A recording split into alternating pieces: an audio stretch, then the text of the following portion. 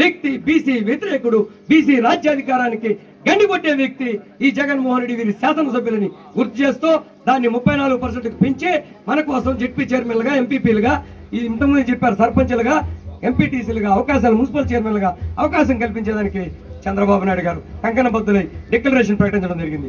అదేవిధంగా చట్టసభల్లో ఆనాడు మనకి 1985లో ఎన్టీ రామారావు గారు ఆలోచన మేరకు, చంద్రబాబు సూచన మేరకు మునిరామయ్యకి శాసనసభ్యుడిగా, తుడా చైర్మన్ గా అవకాశం ఇవ్వడం జరిగింది. మరి వారు బీసీ వర్గానికి చెందిన దాన్ని విశ్వాసంగా భావించి మనం 5 సార్లు శాసనసభకి బొజ్జల గోపాలకృష్ణారెడ్డిని ఎన్నుకోవడం జరిగింది. మన బీసీలు అన్ని వర్గాల ప్రజానీకం అందరూ కూడా.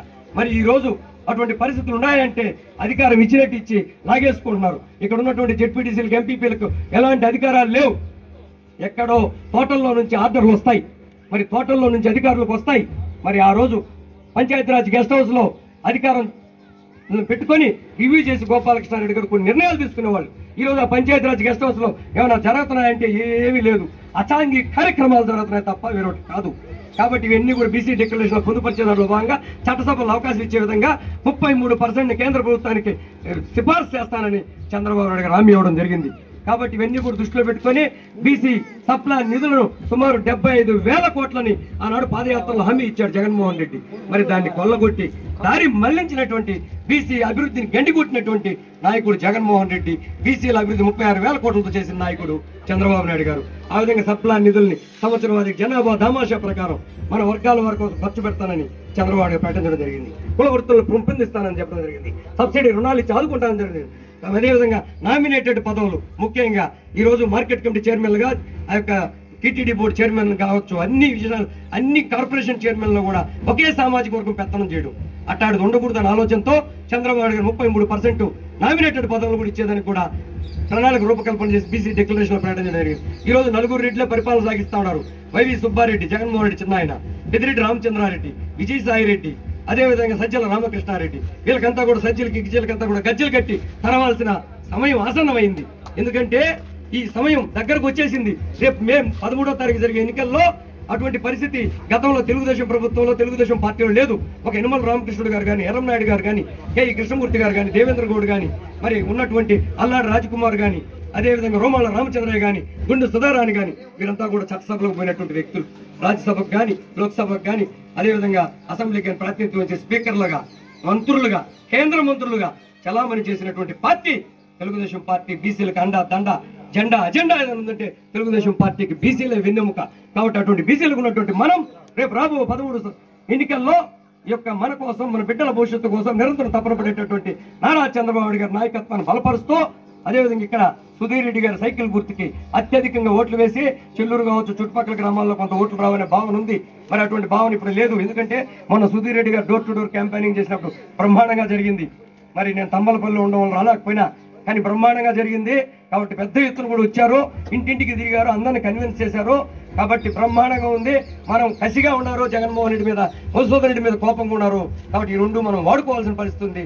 బీసీ సాధికార పేరుతో బీసీల్లో తిరుగుతూ బీసీలను మభ్యపెట్టే ప్రయత్నం చేస్తున్నటువంటి ఈ జగన్మోహన్ రెడ్డి శాసనసభ్యులకు బుద్ధి చెప్పి ఇదేనా సాధికారతని సూటిగా ప్రశ్నిస్తూ రేపు రాబో రోజుల్లో సుధీర్ రెడ్డి గారి సైకిల్ గుర్తుకి, అదేవిధంగా కమలం గుర్తుకి వరప్రసాద్ గారికి వేసి విజయం సాధించే విధంగా, చంద్రబాబు గారు కానుకిచ్చే విధంగా ఇక్కడి నుంచి ప్రారంభం అవ్వాలా. బీసీ బలమేంటో చాటాలని తెలియపరుస్తూ జై హో బీసీ, జై హో బీసీ, జై బీసీ, బీసీల ఐక్యత వర్ధిల్లాలి. ఇప్పుడే మన జెడ్పీటీసీ సభ్యులు తిరుమలయ్య గారు వారు బీసీలను ఉద్దేశించి అన్ని వర్గాలను ఉద్దేశించి మాట్లాడాలని కోరుతున్నారు.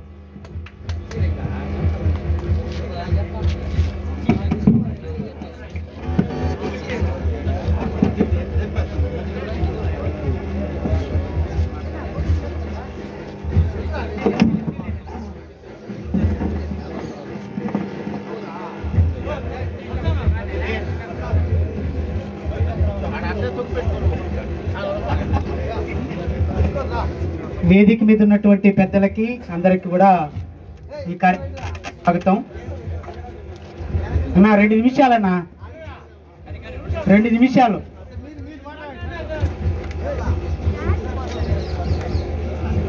మన మండలంలో అన్ని రకాల బీసీ వర్గాలు ఎంతో కొంత పర్సెంటేజ్ ఉన్నటువంటి ఒకే ఒక ఊరు చెల్లూరు. అంటే అన్ని బీసీ కులాలు ఈ ఊర్లో ఉన్నాయి. మీరు ఏ కులం ఎత్తుకున్నా ఒకరైనా అరైనా ఈ బీసీ కులాలు అన్ని కాంబినేషన్లో ఉన్నటువంటి ఊరు చెల్లూరు. అయితే చెల్లూరి కన్నా ముందే మనం మూలకండి కాడ నుంచి ఆ మూలకండికి ఈ పక్క ఆ పక్క పెనగడ్డం స్టార్టింగ్లో అక్కడి నుంచి అటు గుడిమల్లం కానీ పాయల్ సెంటర్ కానీ కుక్కలగుట్ట కానీ చెల్లూరికి బస్సు కానీ మీరు ఈ పరిసర ప్రాంతాల్లో ఉన్నటువంటి చిన్న రాయి అయినా సరే వేసింది ఎవరనంటే గోపాలకృష్ణారెడ్డి గారు మాత్రమే. ఎందుకనంటే మనకు రోడ్డుకి మూలకండిగా డెడ్, మళ్ళీ ఈ పక్కనంటే మనకు చాలా లోపల అన్నట్టుగా అడివి అన్నట్టుగా దోవలేదన్నట్టుగా అనిపించేది. ఇంకా ఆ పక్క పెనగడ్డమే డెడ్ ఎండ్. అయితే ఇక్కడున్నటువంటి రోడ్డు కానీ లింక్ రోడ్డు కానీ లేదంటే పాయల్ సెంటర్కి కానీ లేదంటే ఈ ఊరికి వచ్చే బస్సు అక్కడికి వెళ్ళడానికి కానీ ఈ చుట్టుపక్కల ప్రాంతాల్లో ఉన్నటువంటి దాదాపు చెల్లూరుకి కానీ పాయల్ సెంటర్కి కానీ లేదా గుడిమల్లం ఎస్టీలకి సంబంధించినటువంటి CJF ల్యాండ్స్కి సేవ్ ది క్రాప్ కింద 1.5 ఎకరాకి ఒక బోర్ వేయించినటువంటి వ్యక్తి కూడా గోపాలకృష్ణారెడ్డి గారు. అంటే జనరల్గా మామూలుగా ఏంటంటే బీసీ అని అంటే తెలుగుదేశం పార్టీ ఒక కులం కోసం పుట్టలేదు. మీరు ఏ పార్టీ ఎత్తుకున్నా ఏదో ఒక కులం కోసం పుట్టిన కాంబినేషన్. వైసీపీ పార్టీ ఎందుకు పుట్టిందో మీకు తెలుసు. వైసీపీ పార్టీ ఎందుకు పుట్టింది? చనిపోయిన తర్వాత అధికారం తనకే కావాలని అధిష్టానంతో పోటీ పడి కాంగ్రెస్ వాళ్ళు ఇవ్వకపోతే కేవలం తండ్రి చనిపోయిన తర్వాత ఎంబడే ముఖ్యమంత్రి పదవి కావాలన్నటువంటి ఒకే ఒక లక్ష్యంతో వైసీపీ పార్టీ పుట్టింది తప్ప ఈ రాష్ట్రంలో ఉన్నటువంటి జనాల గురించో, ఈ రాష్ట్రంలో రాజకీయం గురించో, ఈ రాష్ట్రంలో జనాలకు సంబంధించిన ఇబ్బందులు ఉన్నాయనో, అప్పటికే ఉన్నటువంటి తెలుగుదేశం పార్టీ అప్పటికే ఉన్నటువంటి మిగతా పార్టీలు బాగా చేయలేదనో ఈ కారణాలతోటి పుట్టలేదు వైసీపీ పార్టీ. వైసీపీ పార్టీ పుట్టింది కేవలం ముఖ్యమంత్రి కావాలి, అధికారాన్ని వాడుకోవాలి, తన మీద ఉన్నటువంటి కేసులు పక్కకు తీసుకోవాలి, కేంద్రం మెడలు వంచి తన స్వలాభం కోసం పంచుకోవాలన్నటువంటి ఒకే ఒక కారణంతో వైసీపీ పార్టీ పుట్టింది. కానీ తెలుగుదేశం పార్టీ దానికోసం పుట్ల. కేవలం నలుగురితోటి ఎన్టీ రామారావు ఫిలిం నగర్ లో కూర్చోబెట్టి ఆ రోజు మధ్యాహ్నం 4 గంటలకి ప్రెస్ మీట్ పెట్టి తెలుగుదేశం పార్టీ డిక్లేర్ చేసి చెన్నైకి వెళ్ళిపోతే తర్వాత వచ్చి చేరినటువంటి అత్యధిక మంది జనాలలో ఎక్కువ భాగం బీసీ కులాలే తెలుగుదేశంలో చేరినారు. ఎందుకంటే తెలుగుదేశం పార్టీ పెట్టిన తర్వాత ఎన్టీ రామారావు గారు ఒకటే ఆలోచించారు. అప్పటికే బీసీలు అయ్యుండి బాగా చదువుకుని లాయర్లుగా ఉన్న వాళ్ళు, లేదంటే ప్రాక్టీస్ చేసేవాళ్ళు, డాక్టర్లు, ఇంజనీర్లు, వివిధ కుల వృత్తుల్లో ఉన్నటువంటి పెద్ద పెద్ద మేధావుల్ని ఇటు పక్క బగడి గోపాల్ కాంచి అటు పక్క యనమల రామకృష్ణుడి వరకు బీసీ కులాల్లో ఉన్నటువంటి మేధావుల్ని, చదువుకున్న వాళ్ళని అదే పనిగా పిలిచి వాళ్ళని ఎంకరేజ్ చేసి పదవులు ఇచ్చి తెలుగుదేశం పార్టీ లోపల అతిపెద్ద పదవులు అట్టపెట్టి ఈ తెలుగుదేశం పార్టీ కేవలం బీసీల కోసం మాత్రమే అత్యధిక భాగం ప్రయారిటీ ఇస్తుందని చెప్పి నిజంగా నిరూపించినటువంటి వ్యక్తి, నిరూపించినటువంటి పార్టీ ఏదైనా ఉందంటే అది తెలుగుదేశం పార్టీ.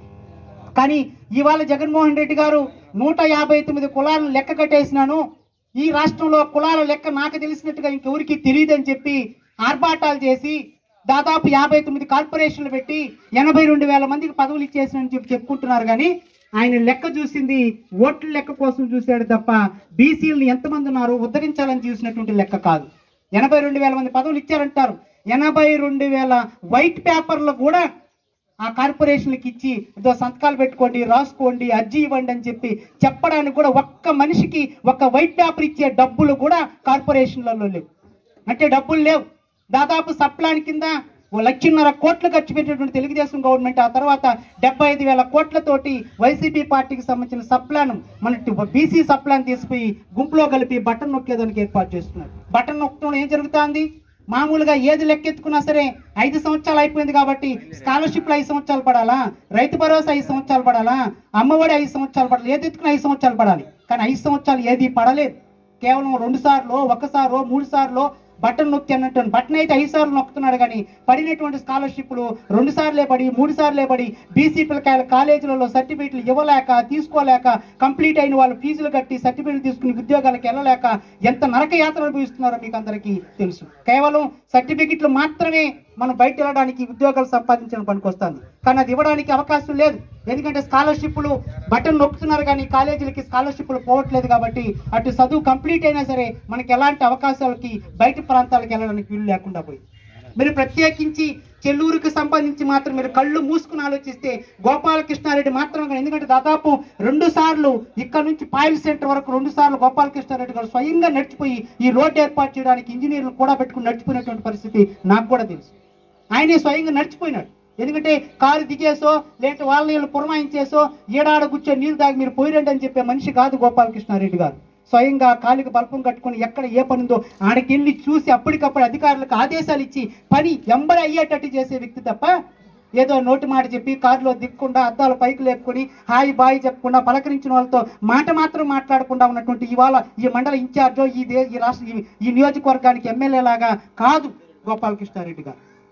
అంతేందుకు ఈ ప్రాజెక్టుకి సంబంధించి అన్న ఇదివరకే చెప్పారు 5.5 కోట్ల రూపాయలు కేటాయించి దానికి సంబంధించినటువంటి ఇచ్చేసి 2 పంటలు 3 పంటల దాకా కూడా ఈ ప్రాంతం ఇవాళ కలకల్లాడుతూ ఉందంటే దీనికి కారణం గోపాలకృష్ణారెడ్డి. ఎందుకంటే గోపాలకృష్ణారెడ్డి గారు మాత్రమే ఈ రాష్ట్రంలో మన ప్రాంతమే కాదు మన ప్రాజెక్టే కాదు ఇరిగేషన్ అని అంటే అంత ఇష్టమైనటువంటి భాగం ఆయనకి. ఎందుకంటే ఎక్కడున్నా అంటుంటాడు, సుధీర్ అని కూడా చెప్తుంటాడు, ఎప్పుడైనా ఒక వారం 10 రోజుల తర్వాత హైదరాబాద్లో ఉంటే ఇక్కడ ఎవరైనా మనిషి వస్తే ఫోన్ చేస్తే వాన పడిందా, చెరువులు నిన్నాయా, కాలువలు వస్తున్నాయా, ఎవరైనా ఇబ్బంది ఉందని చెప్పి ముందు వాన గురించి మాత్రం అడిగే వ్యక్తి గోపాలకృష్ణారెడ్డి.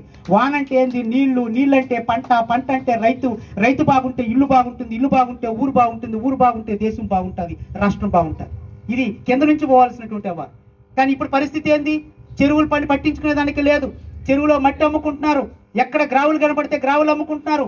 ఈ అమ్ముకున్న గ్రావులో ఈ చెరువుకున్నటువంటి మట్టి ద్వారా వచ్చిన 10 రూపాయల డబ్బులు ఆ ఊరికి ఏదైనా కేటాయిస్తే గుడి అనుకో దీనికో పనికొస్తుంది అనుకుంటే ఆ ఊరికి సంబంధించినటువంటి చిన్న అభివృద్ధికి కూడా ఆ డబ్బులు కేటాయించకుండా నాయకులే పంచుకొని జేబులు వేసుకుని రాత్రిపూట కాపలా కాసి గ్రావులు అమ్ముకున్నటువంటి ప్రాంతం గ్రావులు అమ్ముకుంటున్నటువంటి వ్యక్తులు ఇవాళ వైసీపీ నాయకులు. ఇసుకంటే ఇంక చెప్పలే, అది ఓపెనే.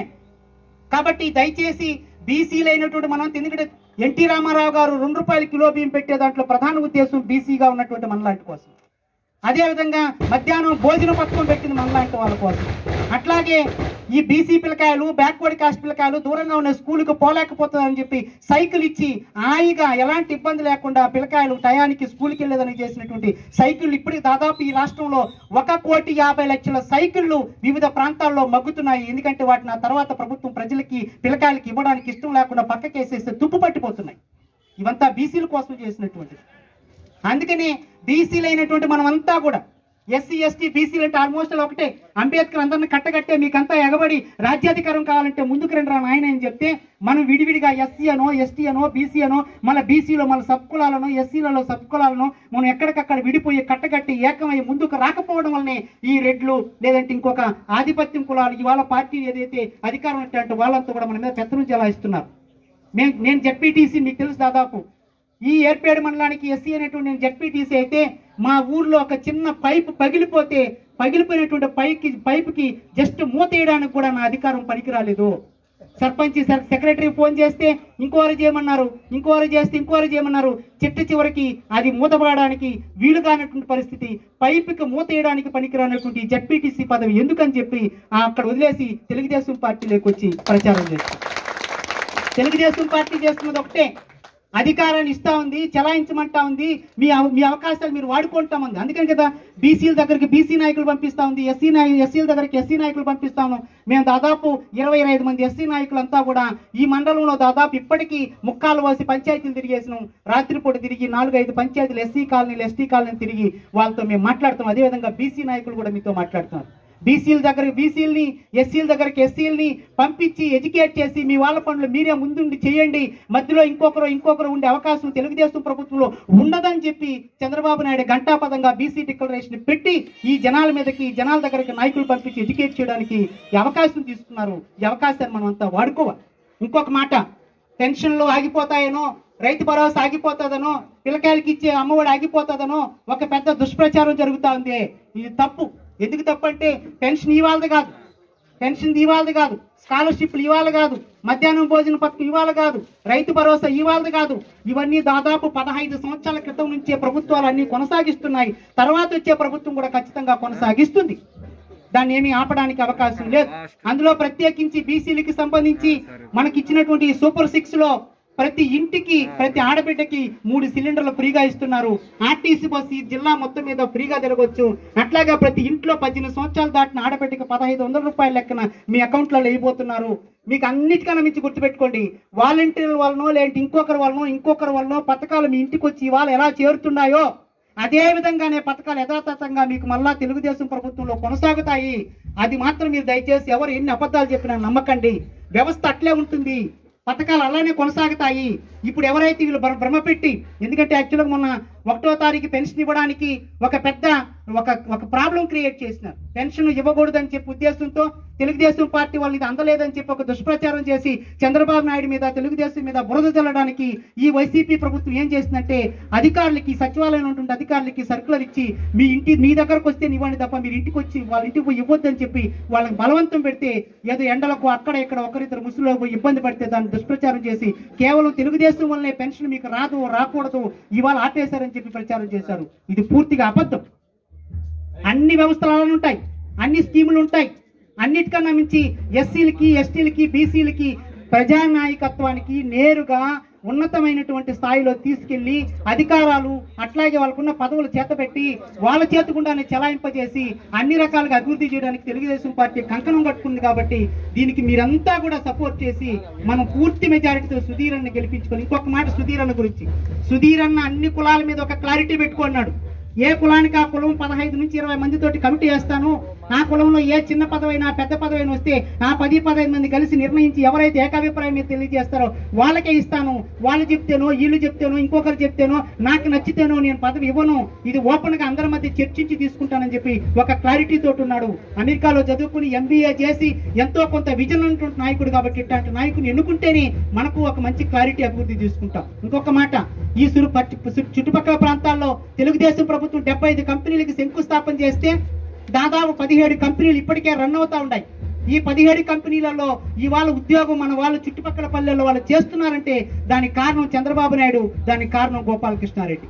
అలానే ఇక్కడ నుంచి ముసిలిపేడు, సరస్వతి కండి వరకు ఉన్నటువంటి ఈ ప్రాంతాన్ని అంతా సర్వే చేపించి మూడో క్లస్టర్ అంటే ఎయిర్పోర్ట్ దగ్గర ఉండేది రెండో క్లస్టర్, మూడో క్లస్టర్ గా ఇంకొక 70-80 కంపెనీలు తీసుకురావాలని చెప్పి గోపాలకృష్ణారెడ్డి గారు ఈ ప్రాంతాన్ని సర్వే చేసి పథకాలని సిద్ధం చేసి రెడీగా పెట్టుకున్నారు.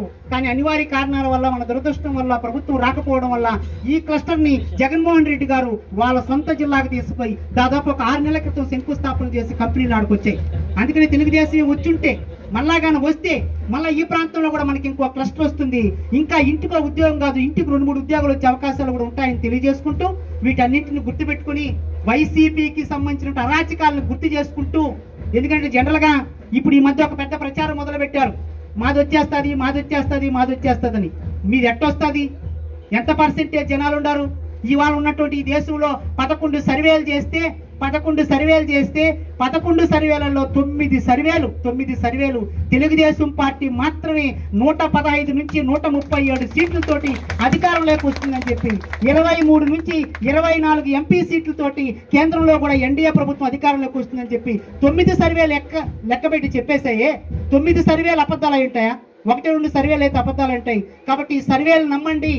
అందులో ప్రత్యేకించి జాతీయ స్థాయిలో వచ్చే సర్వేల్ని చదువుకున్న వాళ్ళంతా కూడా ఎడ్యుకేట్ చేసి పక్కన వాళ్ళు చెప్పి రాబోయేది తెలుగుదేశం ప్రభుత్వమే, రాబోయేది సుధీర్ అనే మన నియోజకవర్గానికి ఎమ్మెల్యే కాబోతున్నాడు. కాబట్టి దీన్ని బలంగా జనాల్లోకి తీసుకెళ్లి మనిషికి ఎడ్యుకేట్ చేసి మన ఓటు పోకుండా పక్క ఓటు మనకు ఎగబడేటట్టుగా చేసి మనం అంతా కూడా ఏకమై తెలుగుదేశం పార్టీని అధికారంలో తీసుకురావడానికి కృషి చేస్తారని తెలియజేసుకుంటూ ఈ అవకాశం ఇచ్చినందుకు కృతజ్ఞత.